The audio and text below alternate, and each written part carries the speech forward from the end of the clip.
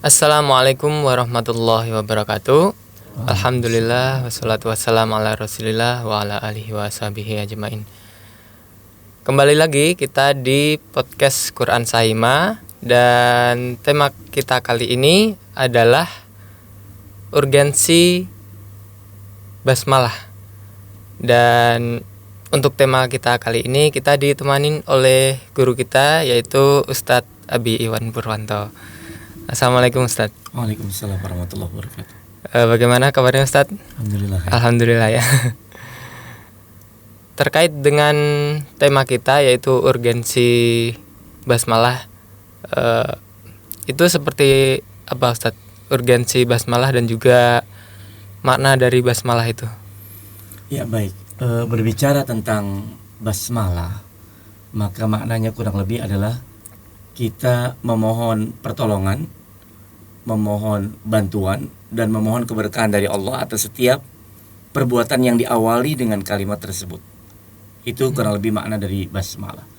Allah Ta'ala menyebutkan lafadz basmalah ini, Bismillahirrahmanirrahim, yaitu di dalam Al-Quran surah An-Naml ayat ke-30. Allah Ta'ala berfirman, A'udzubillahi minasyaitonirrajim, Innahu min Sulaimana wa innahu Bismillahirrahmanirrahim. Kata Allah, sesungguhnya surat itu dari Sulaiman, dan sesungguhnya isinya adalah dengan menyebut nama Allah yang Maha Pengasih lagi Maha Penyayang. Nah, ayat ini begitu dahsyat karena di dalamnya ada kalimat basmalah, Bismillahirrahmanirrahim. Sampai-sampai dijelaskan dalam tafsir Ibnu Katsir, mengutip dari perkataan sahabat yang mulia Jabir bin Abdullah radhiyallahu anhuma, bahwa tatkala ayat Bismillahirrahmanirrahim turun, apa yang terjadi? Itu tiba-tiba mendung di langit pun pergi ke arah timur. Angin berhenti bertiup. Laut pun meluap. Binatang-binatang mendengar dengan telinganya. Dan setan-setan dilempar dari langit. Bahkan Allah Ta'ala menegaskan sambil bersumpah, tidaklah namanya disebut atas sesuatu, yaitu dalam kalimat basmalah tadi, melainkan dia pasti memberkahinya. Subhanallah. Karena itu ada banyak hadis diriwayatkan oleh banyak para ahli ilmu. Hadisnya berbunyi sebagai berikut. Rasulullah sallallahu alaihi wasallam bersabda, kullu amrin dzibalin la yubda'u fihi bismillahirrahmanirrahim fahuwa abtar. Setiap perkara penting yang tidak dimulai dengan Bismillahirrahmanirrahim, maka amalan tersebut terputus berkahnya. Jadi hadis ini menjelaskan bahwa setiap amalan yang tidak dimulai dari Bismillah, dengan perkataan Bismillah, maka terputus berkahnya. Hanya saja sayangnya berbagai riwayat tentang keutamaan membaca Bismillah di awal kegiatan ini derajatnya lemah, alias dhaif. Akan tetapi para ulama mengambil kesimpulan begitu biasanya. Kalau ada hadis dhaif dengan hadis dhaif bertemu, biasanya derajatnya naik. Jadi hadis hasan li ghairihi. Jadi hadis yang sahih. Seperti apa yang dipahami oleh Al-Imam Imam Nawawi, kemudian Al-Hafidh Ibnu Hajar, juga termasuk Syekh Abdul Aziz bin Abdullah bin Baz, Mufti Am Saudi Arabia, yang menyatakan bahwa hadis ini yang tepatnya derajatnya hasan. Maka kesimpulannya sebagaimana saya kutipkan dari perkataan Syekh Muhammad Shalih Al-Munajjid, bahwa hadis tersebut bisa diterima dan diamalkan karena memang isinya sesuai dengan apa yang ditetapkan Allah dalam Al-Quran. Demikian. Terkait itu tadi Ustadz, bacaan basmalah itu kan kalau dibaca arti atau terjemahnya itu arti umum di itu entah yang banyak kita ketahui kan, kalau Ar-Rahman itu pengasih, Ar-Rahim penyayang. Iya. Itu kan hampir-hampir mirip, itu bedanya bagaimana Ustaz? Ini pertanyaannya bagus sekali. Ya memang kalimat Bismillahirrahmanirrahim ini punya makna. Bismi artinya dengan menyertakan Allah, yaitu Bismillah menyertakan Allah. Allah itu maknanya al-ma'luh, yaitu zat yang disembah dengan penuh kecintaan lagi keagungan. Sedangkan Ar-Rahman itu merupakan nama Allah, yang merupakan nama di antara nama-nama Allah yang punya arti khusus bahwa Allah Maha pemberi rahmat secara luas. Memberikan rahmat secara luas. Artinya apa? Seluruh makhluk siapapun pasti dikasih rahmat Allah. Kalau bahasa sederhananya dikasih rezeki lah. Seperti itu. Ya, jin, binatang, termasuk manusia yang durjana dan kafir sekalipun yang mendapatkan rahmat Allah dari nama Allah Ar-Rahman ini. Ya, jadi rahmat Allah secara luas. Makanya kita lihat Allah pencipta kita dan kita lalu menganut agama Islam.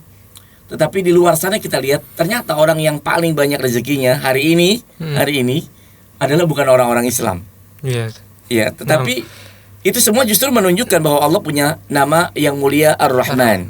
Bahwa rahmat Allah diberikan secara luas kepada seluruh makhluk. Nah, sementara Ar-Rahim ini nama Allah juga. Tetapi maknanya khusus kepada bahwa Allah itu menyampaikan rahmat kepada siapa yang dikehendakinya. Jadi Ar-Rahim lebih khusus dibandingkan Ar-Rahman. Kalau Ar-Rahman untuk seluruh makhluk, Ar-Rahim untuk hamba-hamba yang Allah kehendaki saja. Dan Allah hanya menghendaki hamba-hamba yang saleh, ya, hamba-hamba yang berada di atas jalan yang lurus. Maka Ar-Rahim ini rahmat, kasih sayang Allah diberikan khusus buat hamba-hambanya yang terpilih, terutama untuk melengkapi rahmat Allah bagi mereka kelak di negeri akhirat, yaitu orang-orang Islam, orang-orang yang saleh. Maka mereka mendapat tambahan rahmat, yaitu Ar-Rahim. Seperti nah, ini yang tidak dimiliki oleh makhluk secara umum. Ya, itu kurang lebih perbedaannya dari Ar-Rahman dan Ar-Rahim. Seperti itu. Kan tadi disebutkan hadis tentang kalau basmalah itu kan dibaca setiap kegiatan begitu ya. Iya. Nah, itu kalau dari contoh dari Rasulullah sendiri atau dari penjelasan para ulama itu basmalah itu dibacanya yang di waktu-waktu seperti apa gitu. Baik. Ya, begitu agung dan hebatnya basmalah ini, kalimat bismillahirrahmanirrahim, sampai-sampai Rasulullah mengajarkan kepada kita untuk dibaca dalam berbagai aktivitas kita. Memang bismillah itu ada dua lafaz. Ada lafaz yang umum, yaitu bismillahirrahmanirrahim, dan ada lafaz yang khusus yang terkait dengan kondisi-kondisi tertentu. Ya, untuk yang umum kita baca misalnya ketika hendak memulai membaca Al-Qur'an.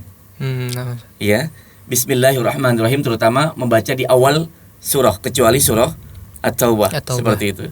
Nah, kemudian juga ketika masuk rumah, seseorang disunahkan untuk mengucapkan bismillah. Supaya apa? Supaya syaitan tidak ikut masuk ke rumah tersebut.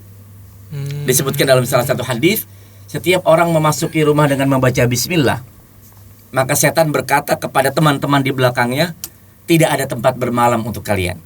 Subhanallah. Ya, jadi nggak bisa ikut masuk. Ya. Kemudian ketika seseorang lupa membaca bismillah ketika masuk ke dalam rumah, maka setan berkata kepada teman-temannya yang ada di belakang, kalian ada tempat bermalam hari ini. Nah, kemudian ketika orang itu menyantap makan malam misalnya, lupa membaca bismillah, setan kembali berkata kepada teman-temannya, kalian mendapatkan makan malam hari ini. Subhanallah. Jadi itu lafaz yang khusus, yaitu membaca bismillah saja. Ada juga sebelum tidur. Ya, kita juga baca bismillah juga kan, tapi kalimatnya berbeda. Bismika Allahumma amutu wa ahya. Nah, juga sebelum makan kita juga disunahkan mengucapkan bismillah. Bahkan ketika lupa membaca bismillah di awal makan, maka di pertengahan makan kita disunahkan baca juga bismillah. Bismillahi awwalahu wa akhirahu. Nah, bahkan subhanallah, sebelum hubungan suami istri yang sudah menikah ya, itu disunahkan untuk membaca ini. Ya, bismillah Allahumma jannibna syaitan wa jannibi syaitana ma razaqtana. Nah, kalimat ini kata Nabi apabila dibaca sebelum berhubungan suami istri, maka jika kelak dianugerahi anak, anaknya akan dijauhi dari godaan syaitan. Sebelum berwudu juga diawali dengan bismillah. Malah sebagian ulama menyatakan hukumnya wajib. Tidak sempurna wudunya kalau tidak diawali dengan bismillah. Apalagi menulis pesan. Nah, itu ya. Kita kan sering kalau mengirim pesan diawali dengan assalamualaikum ya. Padahal sunnahnya yang terbaik adalah memulai dengan bismillah. Bismillah saja. Sebagaimana tadi Nabi Sulaiman menulis surat dengan bismillahirrahmanirrahim. Atau Rasulullah SAW ketika menulis surat kepada Raja Heraklius, memulainya dengan kalimat Bismillahirrahmanirrahim. Subhanallah. Atau ketika tubuh kita sedang sakit, ya, merasakan sakit misalnya di tangan, itu bagian dari kalimat ruqyah adalah bismillah. Bismillah, bismillah, bismillah 3 kali, kemudian Allahumma inni a'udzubika, ya, atas penyakit yang diderita oleh kita, seperti itu. Di awalnya intinya ada bismillah. Termasuk ketika memasukkan jenazah ke liang lahat, itu kalimatnya bismillah juga. Ya. Bismillah, ya, wa ala millati rasulillah, itu kalimatnya. Ketika memasukkan jenazah ke liang lahat. Dan ini yang sering terjadi. Ketika tersandung atau terjatuh, orang kan kalau terjatuh suka ngucapin a'udzubillahi minasyaitonirrajim atau subhanallah atau Allahu akbar. Kalimat yang diajarkan Nabi SAW adalah bismillah. Apabila kalian jatuh, maka kata Nabi, siapa yang mengucapkan bismillah, ketika itu setan akan mengecil sekecil lalat, kata Nabi. Subhanallah. Kita naik perahu juga sama, bismillahi majreha wa mursaha. Bismillah terus. Ketika membuka pintu, menutup pintu, membuka jendela, menutup jendela, itu juga bismillah. Ketika menyalakan lampu, mematikan lampu, bismillah. Subhanallah. Setan tidak akan turut serta ke dalam tempat yang diawali dengan kalimat bismillah. Termasuk, ya, ketika kita mau tidur, kasurnya sudah rapi, itu sunnahnya adalah mengibaskan dengan kain atau dengan sapu lidi biasanya, ya. Ada alat yang khusus, itu sambil mengucapkan bismillah. Maka kata Nabi, kan engkau tidak tahu apa yang ditempati oleh syaitan ketika engkau beranjak pergi. Jadi aplikasinya sangat luas supaya semua kegiatan kita mendapat keberkahan dari Allah Subhanahu wa taala. Demikian. Jadi ternyata bismillah itu pengaplikasian atau penerapannya ya kita di banyak waktu, di banyak tempat, begitu Ustaz, ya. Benar. Jadi seperti juga pembahasan kita yang sebelumnya ta'awudz itu, Ustaz. Iya. Itu juga di berbagai waktu, berbagai tempat itu. Iya. Manfaat sekali. Ya, selanjutnya ini Ustaz, dari basmalah itu minta contoh dari Ustadz bacaannya. Ini kan kalau kemarin juga ta'awudz kita sudah kemarin ta'awudz kita sudah praktek juga, bukan kita yang praktek. Atau mungkin kalau nanti teman-teman bisa praktek buat kalau bacaan basmalahnya.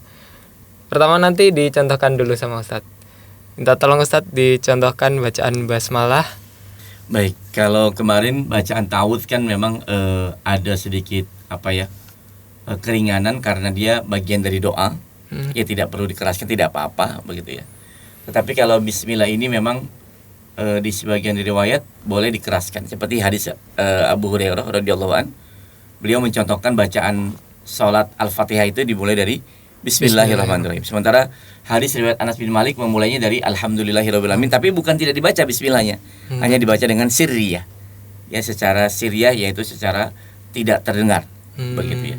Nah, kalimat bismillah ini penting kita ucapkan dengan benar karena dia tercantum di dalam Al-Qur'an. Dan secara umum mazhab menganut bahwa surah Al-Fatihah ayat pertamanya Bismillahirrahmanirrahim, seperti itu. Saya akan contohkan. Bismillahirrahmanirrahim. Bismillahirrahmanirrahim. Bismillahirrahmanirrahim. Kurang lebih begitu. Butuh dijelaskan itu enggak Ustaz? Tajwidnya? Iya. Baik, kalau secara tajwidnya kurang lebih begini. Bismi semuanya kalimat atau huruf-huruf tipis, diucapkan dengan tipis, bismi. Tidak perlu ditegangkan bismi, ya, tidak perlu tegangkan lidahnya. Bismi. Bahkan ketika bersambut dengan lafaz Allah termasuk yang tarqiq, ya, karena lafaz Allah diawali dengan huruf berbaris kasrah, bismillah.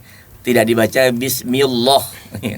Bismillah gitu ya. Tidak seperti subhanallah gitu ya. Jadi dibaca tipis bismillah. Kemudian bismillahirrahman, ar-ra di situ huruf tebal masuk ke huruf ha yang bersukun roh. Rohnya ini yang sering diabaikan, yang sering keliru ya. Nah, itu kan ada ha yang disukunkan. Ketika itu tipis lagi roh, ma tipis lagi, ni tipis lagi, kemudian roh lagi tebal lagi, him kemudian tipis lagi. Itu kurang lebih dari sisi makhrajnya seperti itu ya. Bismillahirrahmanirrahim. Kurang lebih begitu. Nah, ujungnya jangan lupa seperti kemarin ta'awud juga. Ujungnya ada huruf yang disukunkan, yaitu huruf mim. Jadi jangan ngambang bacanya Bismillahirrahmanirrahim. Nah, mimnya hilang. Ya, artinya membuang satu huruf begitu. Jadi mimnya dibunyikan Bismillahirrahmanirrahim. Nah, bibir tertutup. Tapi juga jangan berlama-lama di mimnya. Bismillahirrahmanirrahim. Ah, itu berlama-lama. Itu juga keliru karena berarti mentasydidkan huruf mim seperti itu. Ya. Nah, kami sempat coba tanya ke orang random kalau kemarin ini dapat ini tukang ojek online ini kemarin. Minta tolong dilihat bagaimana bacaannya. Ini dengan Mas siapa kalau boleh tahu? Saya Mijil, Mas. Oh ya, Mas Mijil. Bismillahirrahmanirrahim. Itu Ustaz, bagaimana kalau ya, dari video itu tadi, kalau pendapat Ustaz bacaannya? Ya, kalau dari sisi bacaan pernah saya sampaikan di pertemuan sebelumnya bahwa dari sisi panjang pendek yang paling kelihatannya itu sudah benar. Ya, sudah benar. Tinggal beberapa huruf seperti saya sampaikan tadi, ha yang disukunkan sering dilupakan itu ya. Bismillahirrahmanirrahim masuk ke tengah tenggorokan, wasatul halq itu sering dilupakan. Pada ada ha yang disukunkan. Nah, ketika membuang ha sukun, maka artinya membuang satu huruf. Misalnya Bismillahirrahmanirrahim. Nah, hanya dibuang ya. Atau berubah jadi ha besar. Bismillahirrahman. Ah, itu juga keliru. Tapi tadi ha-nya memang bunyi tapi tidak terlalu jelas untuk ha-nya ya. Kemudian bismnya sedikit kurang berdesis. Bisnya ya. Bisnya karena sin itu huruf desis ya. Jadi dia sofir, punya sifat desis, berdesis di ujung lidah. Kalau bisa desisnya jangan ditahan. Jangan bismillah nah, gitu ya. Desisnya biarkan mengalir. Apalagi sin punya sifat rokhawah. Rokhawah artinya suaranya mengalir. Bismi jangan ditahan. Bismi jadi berhenti. Seperti itu. Itu contohnya. Baik, kurang lebih seperti itu. Dari teman-teman ada yang mau coba praktek baca? Bismillahirrahmanirrahim. Ya, alhamdulillah. Ini seperti Qori atau Qoriah ya? Alhamdulillah, panjang pendek sudah benar ya. Tinggal suara ke hidungnya dihilangkan. Tadi full lewat hidung gitu. Bismillahirrahmanirrahim gitu ya. Karena tidak ada suara hidung di situ. Ya, hanya huruf-huruf hidung yang boleh masuk ke hidung. Bismillah lewat jauf, rongga mulut. Bismillah bukan bismillah. Nah, itu beda. Ya. Nah, dia memasukkan ke hidung, walaupun ini bukan termasuk kesalahan yang berat, tetapi termasuk golongan lahan, masih kesalahannya, kesalahan yang ringan. Jadi ucapkan dari mulut. Nah, ini kebiasaan orang kita ya. Kalau baca Quran dari hidung, ya lebih nikmat mungkin dari hidung ya. Sebaiknya dari mulut, bukan dari hidung, kecuali huruf-huruf hidung pada gunnah, yaitu huruf mim dan nun. Sisanya dia dari mulut. Ya, bismillah. Bismillah bukan bismillah, seperti itu. Ya. Bagus, yang lain silakan kalau ingin coba. Ada yang mau coba?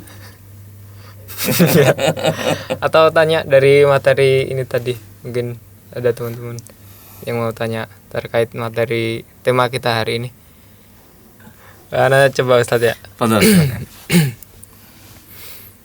Bismillahirrahmanirrahim. Ya, panjang pendek sudah benar. Tinggal ro-nya kurang tebal. Oh, ro-nya yang bisa diulang coba. Ro-nya lebih tebal.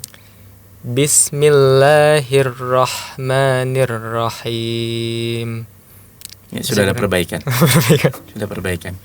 Ro tebal begini bunyi. Ro ro beda dengan ro. Ro. Ro, Ro. ro, ya. Ro itu tidak tebal, kalau ini ro tebal. Ro. Yang tipisnya ri dengan menurunkan rahang ri sambil tersenyum ri. Kalau tebal, buka mulut sedikit, lidahnya ditegangkan, pangkal lidahnya naik ke langit-langit, lidah tegang terutama. Ro. Bismillahirrahmanirrahim. Ada ketebalan di huruf ro seperti itu. Tapi tadi tasydidnya sudah bagus. Kemudian awal-awal juga nggak ada masalah, bagus, alhamdulillah. Ada mau tanya tadi Ustadz terkait penjelasan Ya, silakan. baca basmalah itu kan di saat sebelum wudhu, dan terkadang kita wudhu itu di dalam kamar mandi, Ustadz. Kamar mandi. Ya, Iya. itu bagaimana kan? Yang pernah saya dengar ada penjelasan nggak boleh baca apa gitu yang gitu, Ustadz. Iya. Ya, di kamar mandi memang kita tidak boleh membaca kalimat thayyibah ya. Ya, termasuk ketika masuk kamar mandi pun upayakan doanya kita baca di sebelum masuk kamar Sebelum mandi. masuk. Allahumma inni a'udzubika minal khubuthi wal khaba'is, selalu melangkah dengan kaki apa? Kiri. Kaki kiri. Begitu juga keluarnya kaki apa? kanan. Kaki kanan. Sudah keluar baru baca ghufranak, gitu ya, seperti itu. Nah, sementara ketika berwudu di kamar mandi, maka boleh baca bismillah tapi tidak dikeraskan, cukup di dalam hati. Seperti itu. Dengan bibir yang tetap bergerak. Ya, bibirnya bergerak untuk menunjukkan bahwa dia membaca dalam artian tidak dikeraskan. Seperti itu. Secara kurang lebih seperti sirriyah lah. Seperti itu. Ya, karena untuk bertemu dua hal ini, maka kita ambil tarjih bahwa bismillah tetap diucapkan tapi tidak dengan dikeraskan. Kalau dikeraskan jadi aneh juga. Di kamar mandi mau wudu, bismillahirrahmanirrahim gitu ya. Jadi membaca Al-Quran di dalam kamar mandi, subhanallah. Walaupun, nah ini satu hal yang patut dipahami. Seorang muslim dimanapun berada, dia dalam kondisi tetap mengingat Allah. Mengingat Allah. Ini ada penjelasannya sebenarnya. Meskipun sedang di kamar mandi. Jadi tidak mungkin seorang muslim itu satu detik pun berlalu tanpa melibatkan Allah dalam setiap aktivitasnya, begitu kan? Minimalnya zikrullah. Makanya dalam artian kita di kamar mandi mengingat Allah tuh waspada bahwa kita berada dalam pantauan syaitan di tempat yang biasa setan bertempat di sana. Kamar mandi kan tempatnya syaitan. Jadi dalam hati kita tetap meminta perlindungan Allah Subhanahu wa taala, seperti itu. Bahkan ada sebuah riwayat bahwa sampai-sampai itu Syekhul Islam Ibn Taimiyah itu beliau sedang di kamar mandi pun minta tetap dibacakan dari luar kitab-kitab. Ya, karena beliau subhanallah sepanjang hidupnya dipenuhi dengan ilmu ya. Sampai-sampai beliau tidak ingin melewatkan satu waktu pun hatta di kamar mandi untuk tetap belajar ilmu. Yang minta dibacakan oleh rekannya kitab, kemudian beliau mendengarkannya di dalam kamar mandi sambil beraktivitas di dalamnya, seperti itu. Wallahu a'lam. Ada yang lain dari teman-teman yang mau tanya? Coba, ya, silakan, Bang. Ustaz, kalau misalkan di handphone tuh ada aplikasi Quran, terus handphonenya dibawa ke kamar mandi. Cuman emang gak dibuka aplikasinya. Nah, itu harus di uninstall kah atau subhanallah. Iya. Apakah harus di-uninstall atau gimana gitu ya sebelum masuk kamar mandi? Ya, kalau harus di-uninstall, maka setiap penghafal Quran pun harus mencopot kepalanya ketika masuk kamar mandi. Karena di dalam kepalanya ada hafalan Al-Quran seperti itu. Jadi tidak perlu lakukan itu, tidak perlu di-uninstall. Kalau memang misalnya di bandara atau di tempat umum kita kan otomatis mungkin handphonenya terbawa ya, dan di sana ada aplikasi Al-Quran. Biarkan saja dibawa asalkan tidak digunakan nada dering yang Al-Quran. Misalnya di kamar mandi tiba-tiba nada deringnya Bismillah gitu ya. Jadi Haji Muammar subhanallah. Ketika itu ada WhatsApp masuk misalnya atau pesan masuk, lalu berbunyilah Al-Quran tersebut, itu tidak diperkenankan. Jadi intinya boleh asalkan tidak untuk digunakan di kamar mandi seperti itu. Wallahu a'lam.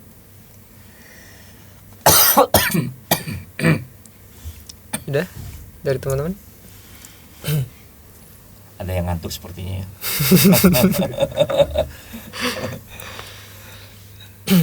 Cukup ya.